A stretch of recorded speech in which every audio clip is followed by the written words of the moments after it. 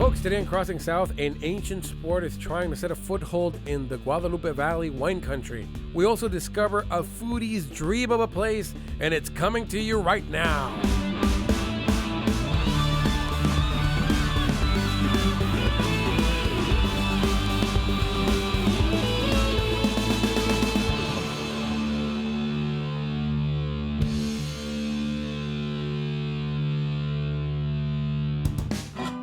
On the fertile grounds of the Valle de Guadalupe, the trampling of horses can be heard. The modern version of a sport believed to be more than 2,000 years old and played professionally in about 16 countries is creating a home for itself in Baja. All thanks to this man, a visionary and entrepreneur who believes these combined elements can make for a unique experience. So, Saul, talk to me about what you got going here. I mean, it seems pretty ambitious. It seems pretty exciting. It also seems to be in its infancy. Where are you going with this? Where is it at?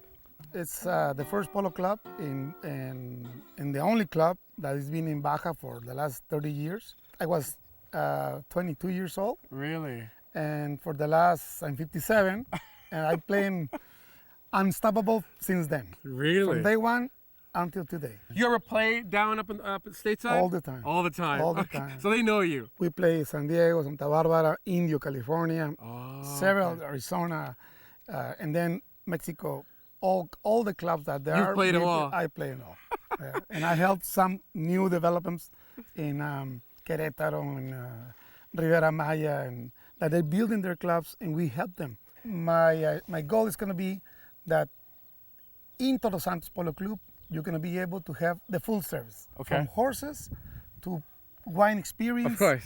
to beach experience, to all the experience that when I go to Spain, I have that.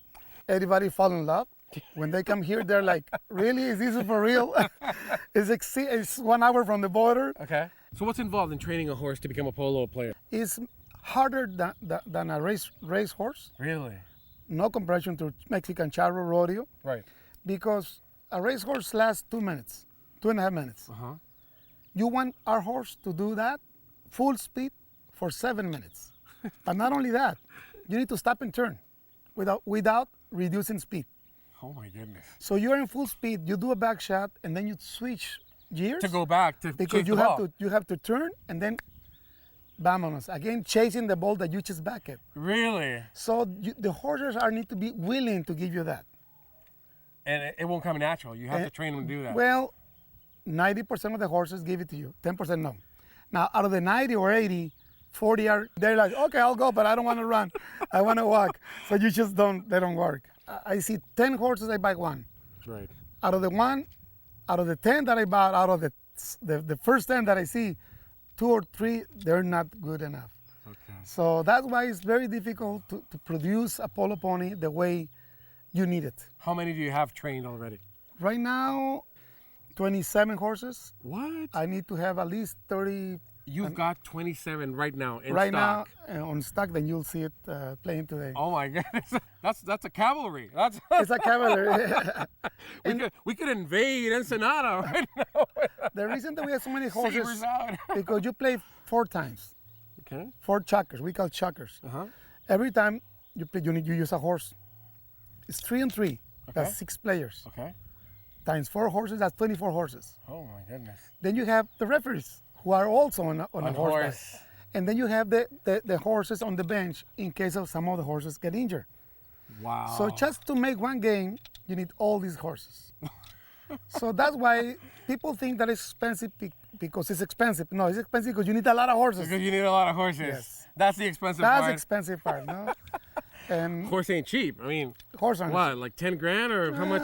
It can go from 10 grand up to $1 million. You're kidding. Oh yeah. Holy smokes. Yeah, the ones who play in the U.S. Open, the Abierto Argentino, 300, 4,000 up.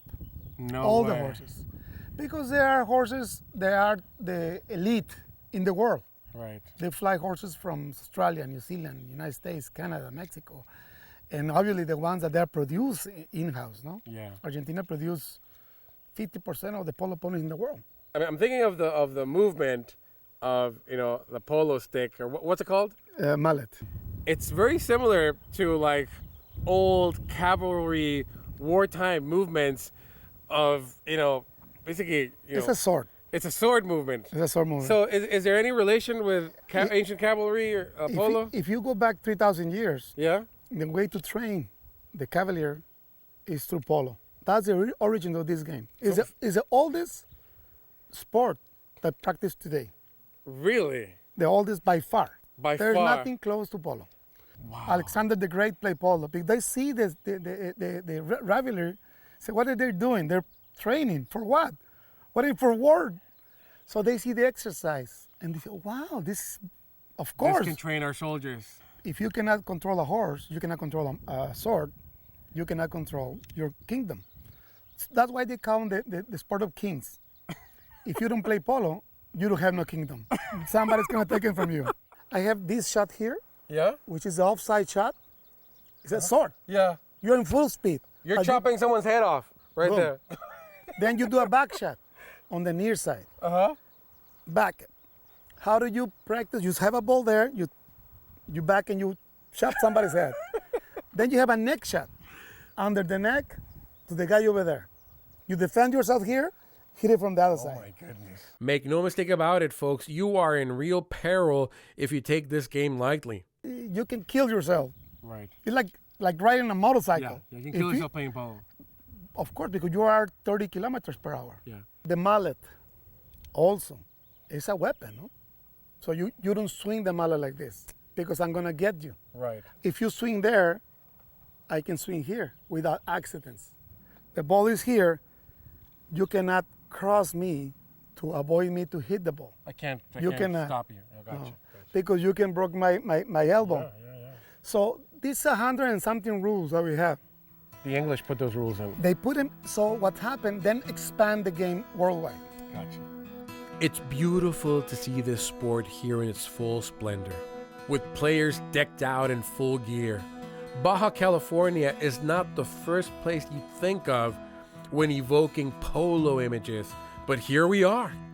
All right, this is the Todos Santos Polo Club. We're gonna see what it's all about. These guys are good, so I hope that they be merciful with me out there, right? You are in good It's crossing south, folks. Don't go anywhere. Saul is as experienced as they come, and he provided some pointers on the finer aspects of the game. Oh, wow. Wow. Well, it was time for the real thing. Don't think I'll be as smooth as these guys, but it won't be for a lack of trying. But I gotta get on that horse first.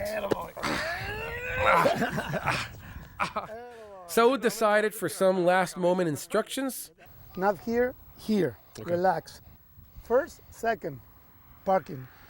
Parking for a second. You Gotcha. wanna switch to the right, your body a little bit, and he will Like follow. that, and he'll follow. Then the other way around. He'll move. You've trained him to move already. Totally. Beautiful. You wanna hit the ball exactly in here. Not here, not here. There, you know? So, oops. Oh, Remember something. okay. Away from the horse head. There you are. Okay. Sorry. I'll get you for that slight, traveler. Wait till we hit the arena.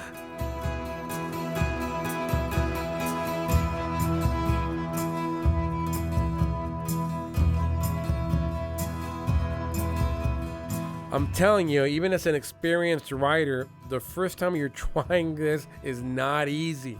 You're doing multiple things at once, and you're trying to execute techniques. That's what throws you off a bit.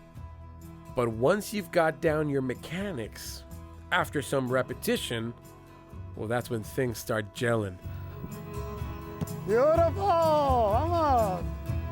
Of course, that's just hitting the ball, which is fine and dandy, but can you hit the ball while running full stride and with aim? These boys show the benefits of having a dad who is an expert polo practitioner.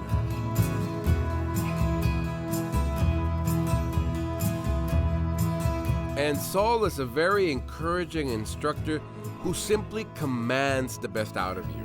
There you are. As soon as you start, getting more confident, it gets a little bit easier. I mean, I'm not hitting it running, but I think I'm getting a little bit more into it. Totally. But when you start hitting the ball, you want to hit more and more and more and more, and then you get addicted. I think it's addictive. Then you need another horse because he's already tired.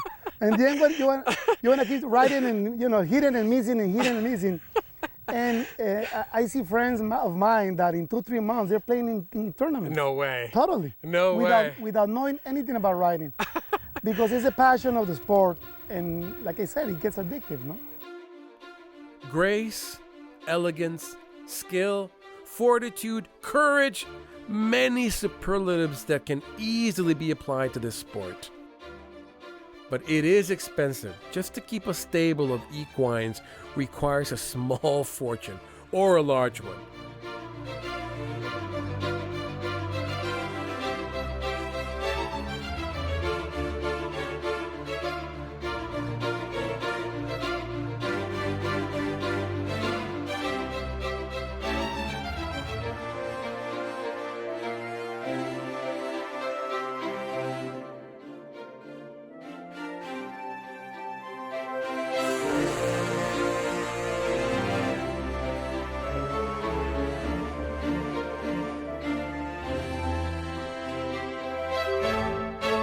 Well, Saul had enough practice, and he thought it'd be a good idea to start a full-speed game. Listo, vamos. Para atrás, mijo. Dale para atrás, Luis. Beautiful.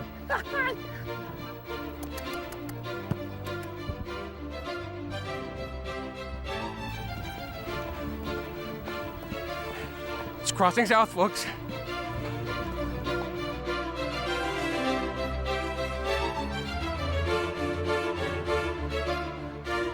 Of course, there's no way I was going to mix it up guns blazing on my first day. So basically, I did what I could, almost like what a referee does during a match. Not even that, to be honest.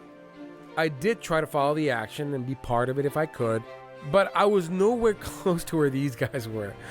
But I'm telling you, I saw the potential. If I had the time, it's not a sport that's beyond my reach.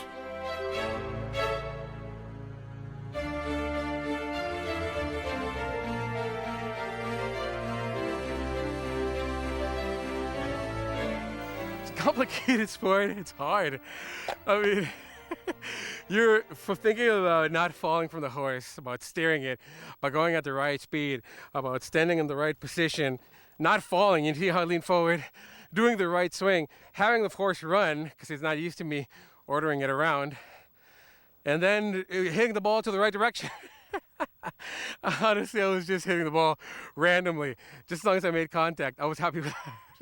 So wherever it went or it didn't go, it was completely fortuitous. So, all right, folks, Todos Santos Polo Club is one of the many things you can do when you cross out.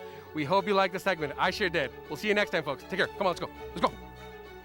The Todos Santos Polo Club is Saul's dream project.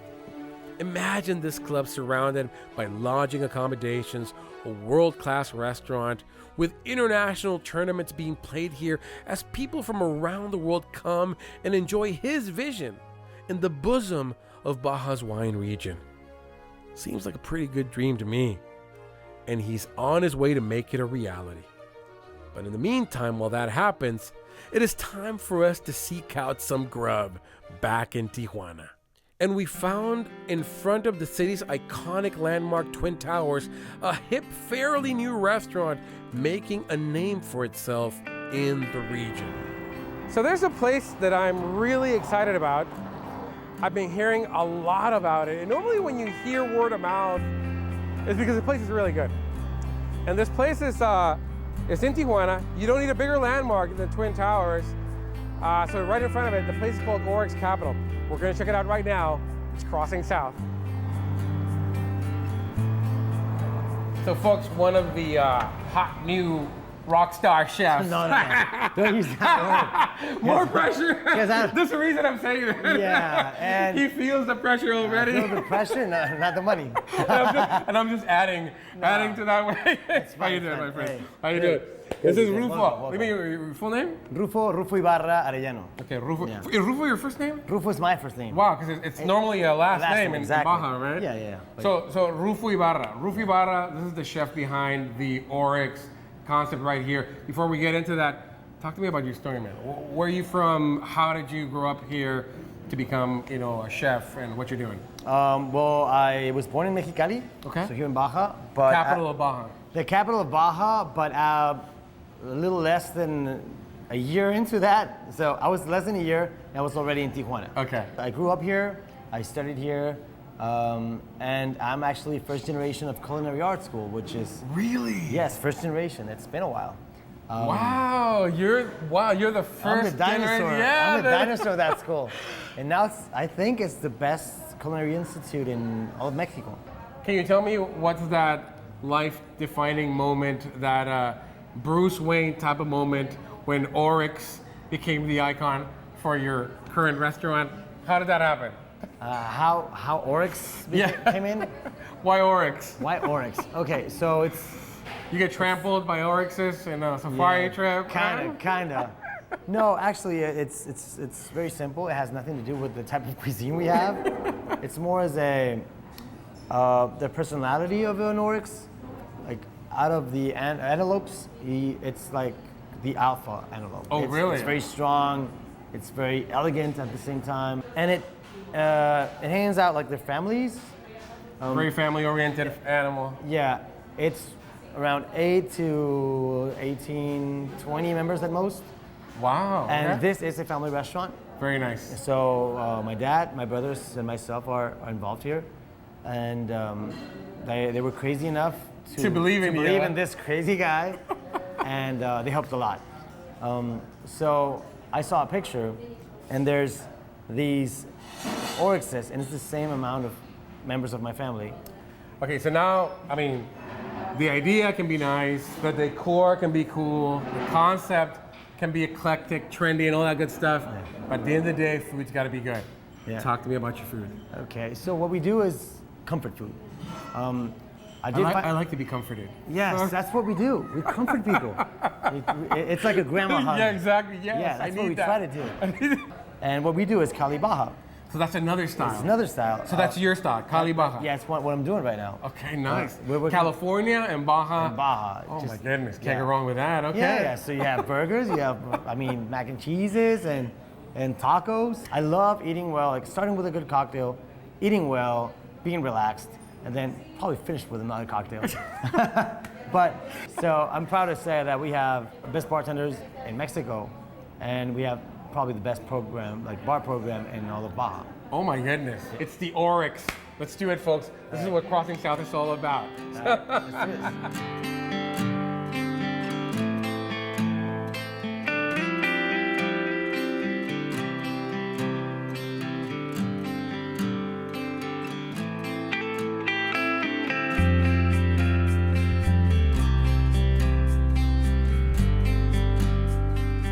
Okay, you see the creativeness of what's going on here in Baja. So this is a fish taco. It's called the taco negro, the black taco. So it's a fish taco, and the batter of the fish is actually drenched in squid ink. If you can wrap your head around that.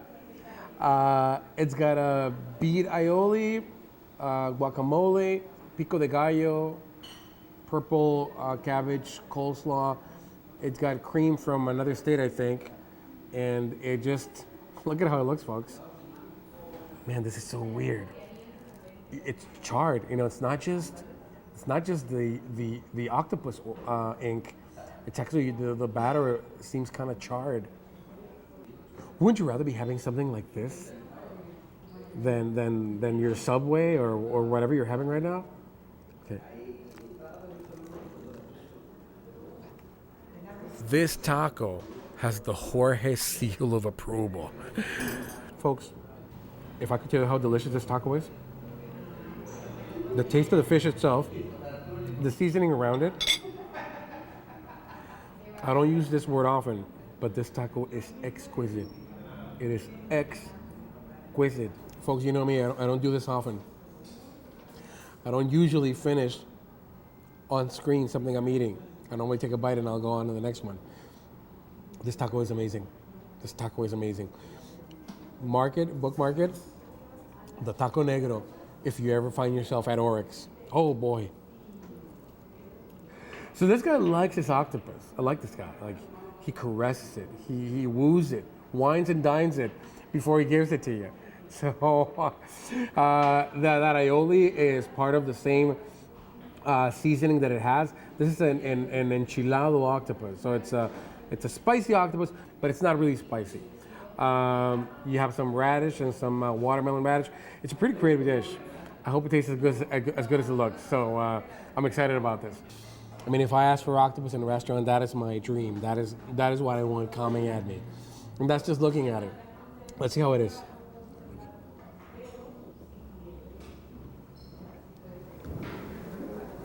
I'm telling you, this guy's got something going here. This guy's got a racket going here. This is a money printing machine he's got here. It's not a restaurant. Look at this. Just look at it.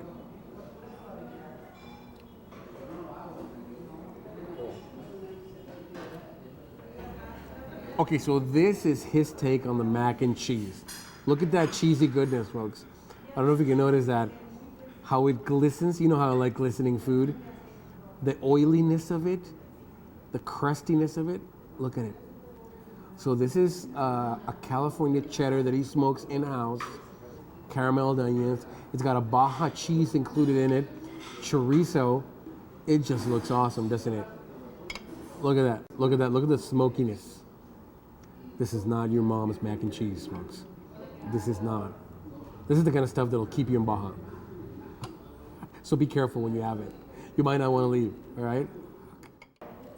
The mac and cheese is something that even locals I've been hearing about, people that have recommended this place, have told me you have to try the mac and cheese.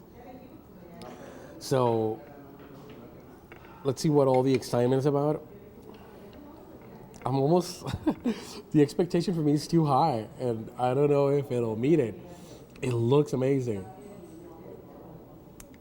It's time, it's moment of truth. Let's just do it. That face is that of a man elevated to another dimension of taste. And so the universe is at balance. Tijuana cuisine is going to be declared World Heritage status by the UNESCO or whatever organization does that. Oh my goodness, this is good.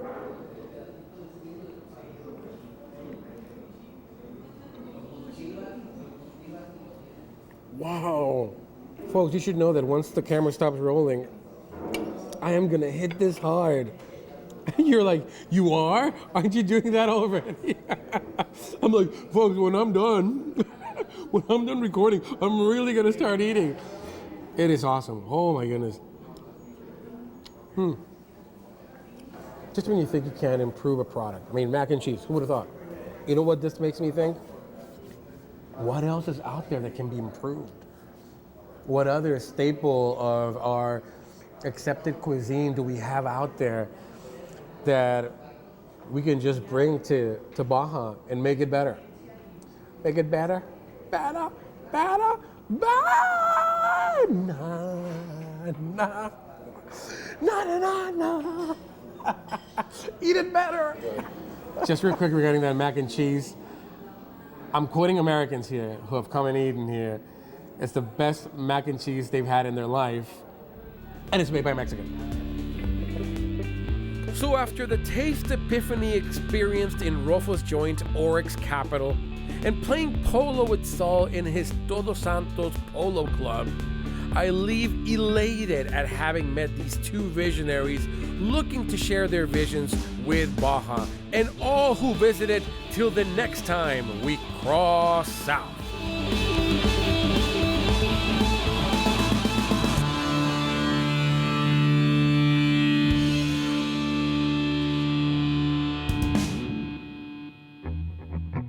Like to know more about the places you've just seen? maps, videos, podcasts, and more at crosssingsouth.com. We also do Facebook, Instagram, and YouTube.